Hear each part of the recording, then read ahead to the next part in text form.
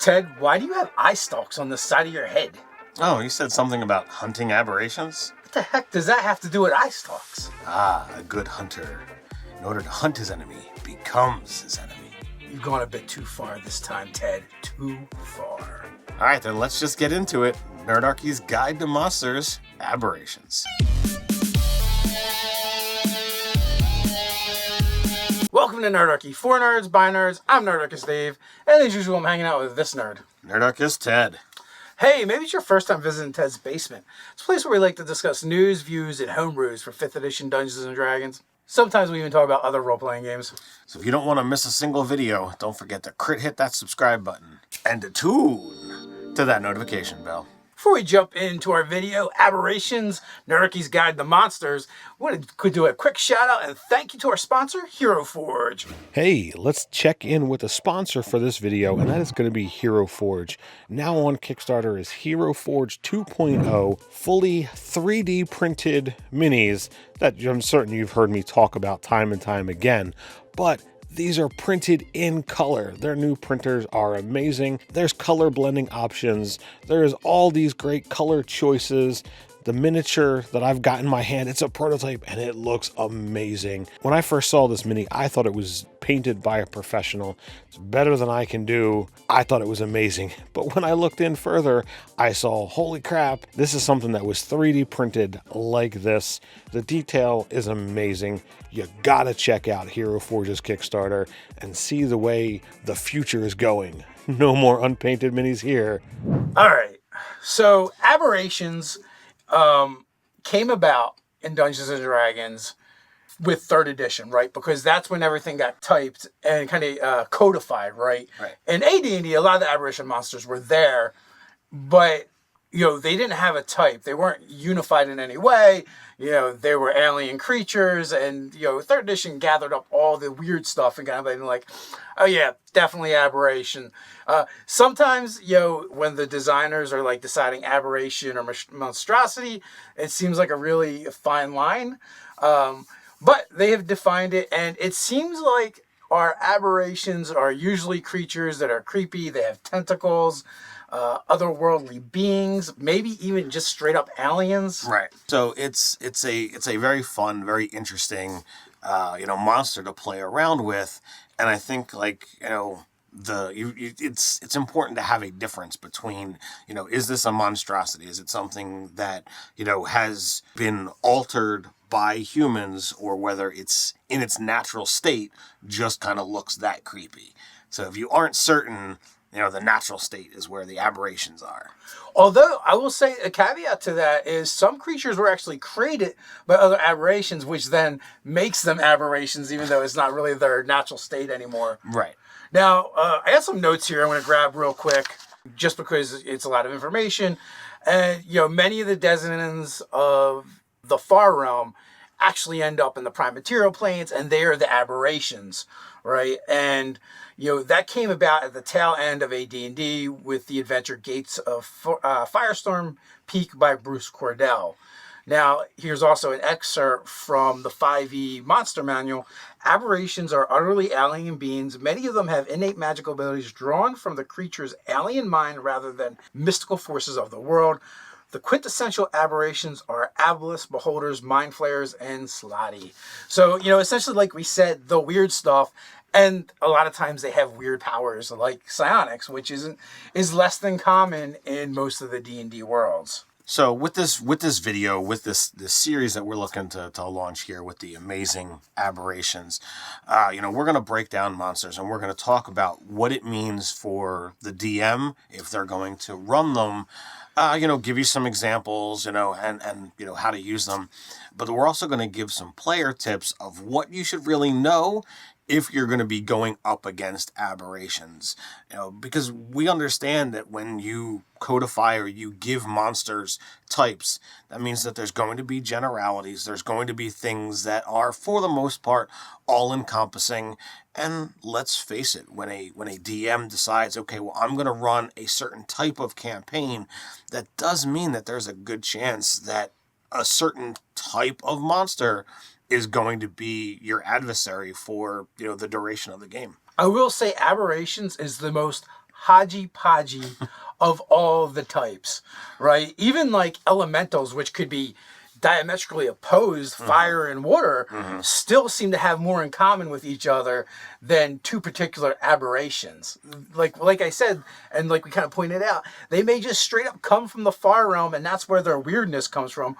Or something from the far realm came here and said, hey, here's a couple things I would like to slam together and play with a little bit, and bam, we have a new aberration. So and some of them are intelligent, some of them are basically mindless beasts. But there are some like common denominators we can find throughout them. You know, and as since we use the term, alien, that does basically mean from elsewhere, and it's not, one of these natives. So literally, like, you've got, Slotty, you've got Mind Flayers, you've got Beholders. They are all vastly different. But as Dave says, let's look at what kind of things are similar, they're unifying themes. So for starters, we're going to come at this from the DM side. So, Dungeon Masters, you want to run your aberrations like a Dark Elder God. This part's for you. And then after that, we're going to go into what the players can do to better prepare themselves. So using the current, at the time of us filming this, all the current books, there are 67 monsters that fall into the Aberrations creature type, and they start as early as a challenge 1/8 all the way up to a challenge 24. And the other thing that you can expect from all of those monsters, I believe for Aberrations, there's got to be 5 or less that are good. Like, I know off the top of my head, I only know of one that's actually good, and that's the Flump. Right. And after that, everything else is pretty much going to be some form or version of evil. Yep, they're not nice things. They're designed as adversaries. Some of them are designed to, they want to take over territory and claim it as their own. Others, just literally want to seek domination. So. Now, we have mentioned several times now that they're otherworldly and alien, but we should kind of go into, like, what does that exactly mean? Like, for one, the most prevalent or probably popular mythos that I can think of is the Cthulhu mythos, and they also oftentimes they speak of Great Cthulhu. And these elder gods is not even really noticing the things around them. Like, we are so inconsequential to them, that they are operating on different dimensions and planes that we are, even if they happen to be occupying the same space.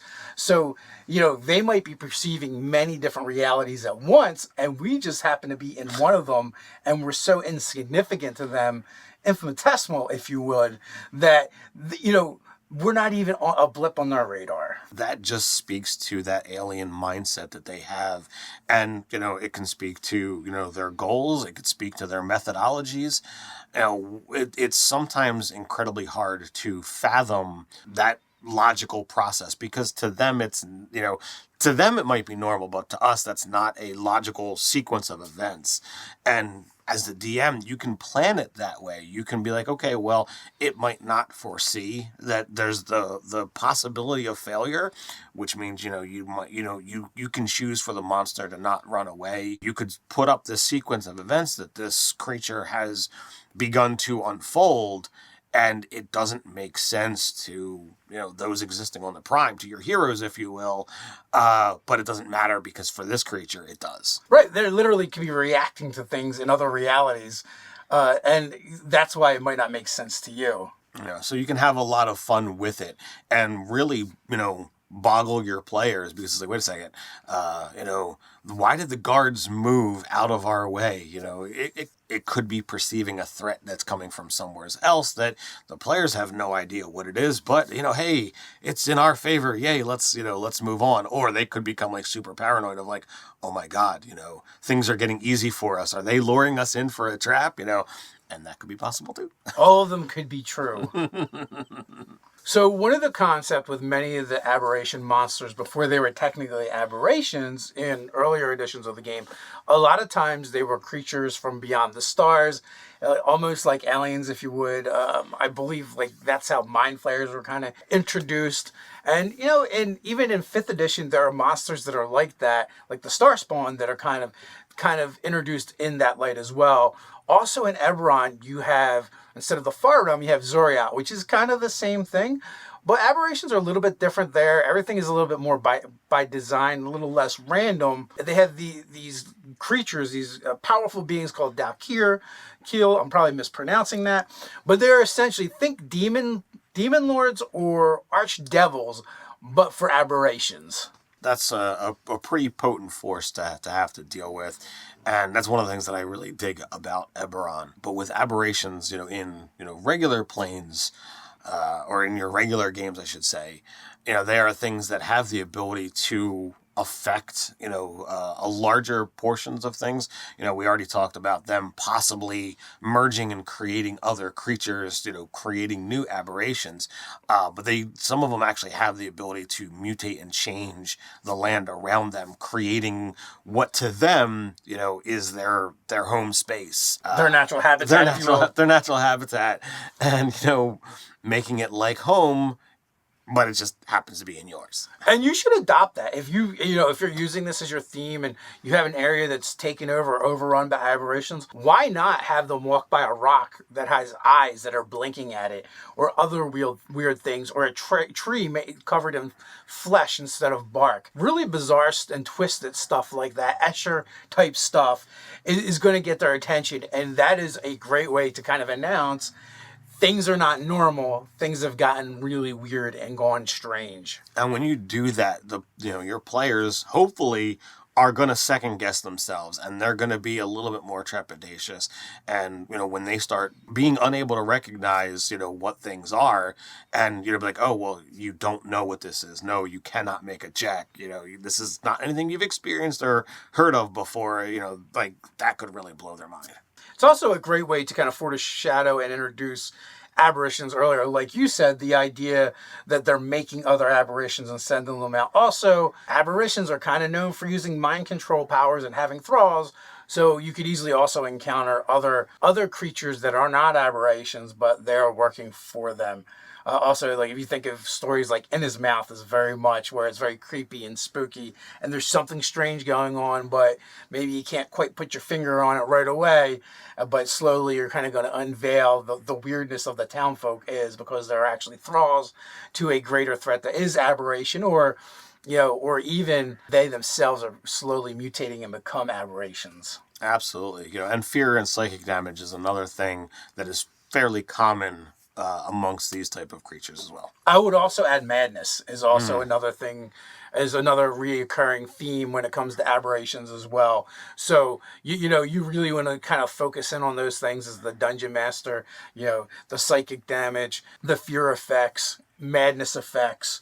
Many of the aberrations have telepathy, so they can speak into an individual's mind. They can start messing with the players. The players start hearing voices. Absolutely. And deep speech is their common form of, if they're actually going to speak audibly, it's going to be in deep speech. And when you actually get into how that sounds, it's very alien, it's very weird, and it's jarring to the senses if you're not used to listening to it. So just read Lovecraft and see how they write things there. That's what it should probably sound like. So if you're going to run Aberrations and you're going to choose, this is the campaign arc that you're going to play with. As we stated, there's a lot of different choices, and it starts with a low CR to a high CR. Then you couple that with the ability to create new things, thus you allow for homebrew creations, as well as mental control, allowing you to basically use whatever you want that's been, controlled and forced to do certain things. You've got the capacity to run a full, 20 level story arc, or any smaller portion thereof that you so desire.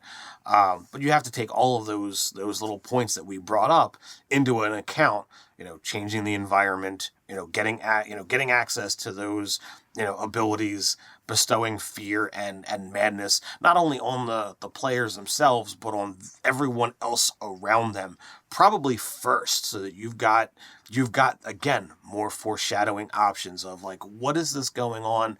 What is happening here? And, you get that investigative properties going. So, ways to kind of enter as far as plots go. You can run with invasion.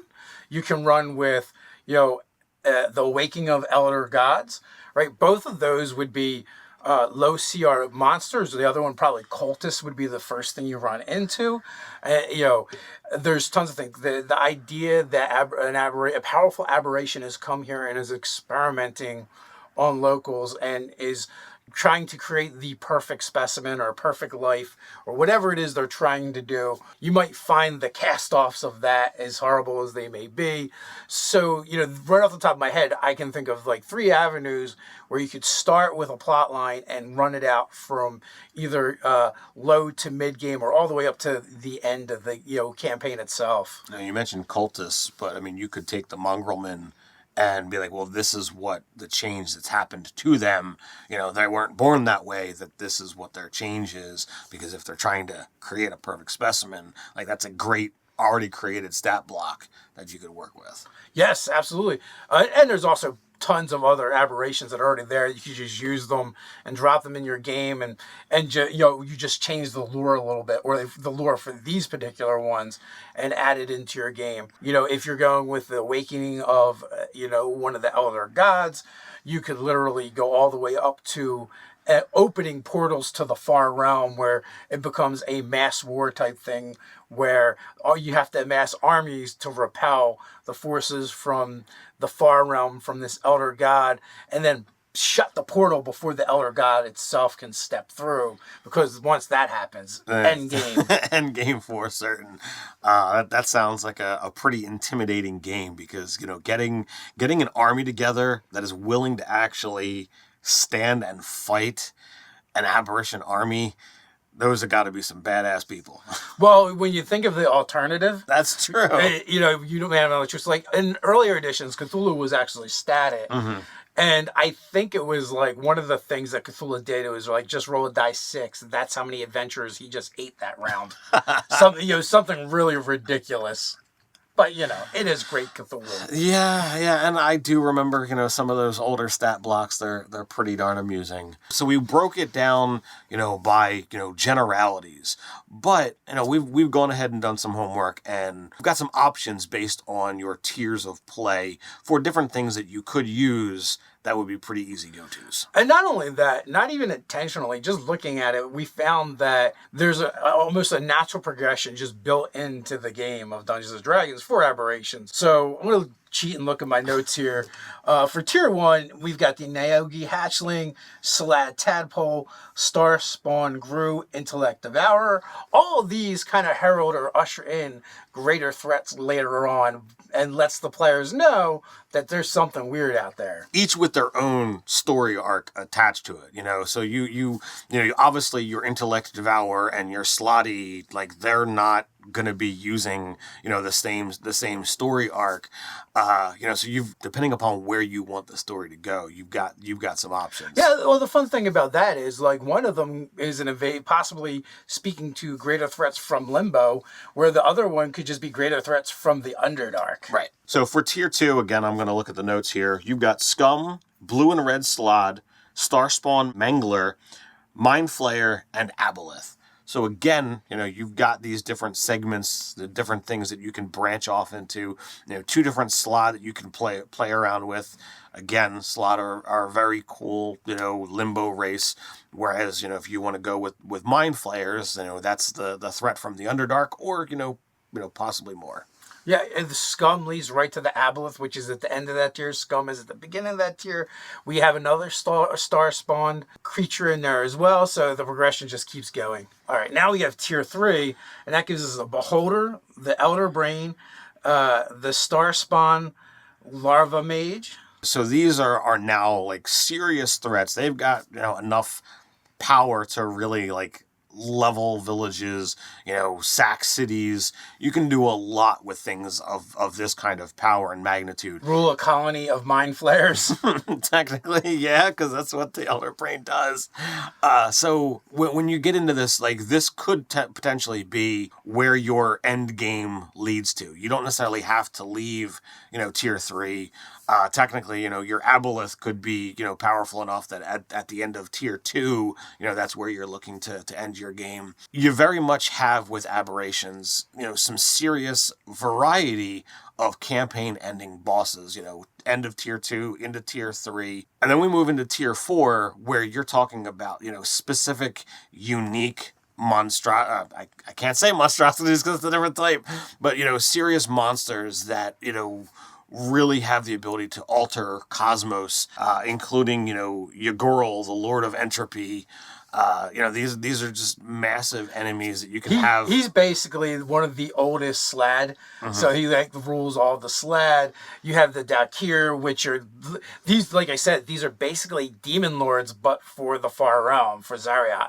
So if you are looking to use these and go all the way to tier 4, here's the things, you don't necessarily have to have an idea of what you want to use from the beginning, but if you want to know and you want to begin seeding and working from session 1, you could grab one of these, tier 4 aberrations and just be like, all right, here's the final boss. Now I'm going to work backwards and just have this thing floating around in your prep notes that at some point in time, this is where the campaign leads to. So now let's flip things around.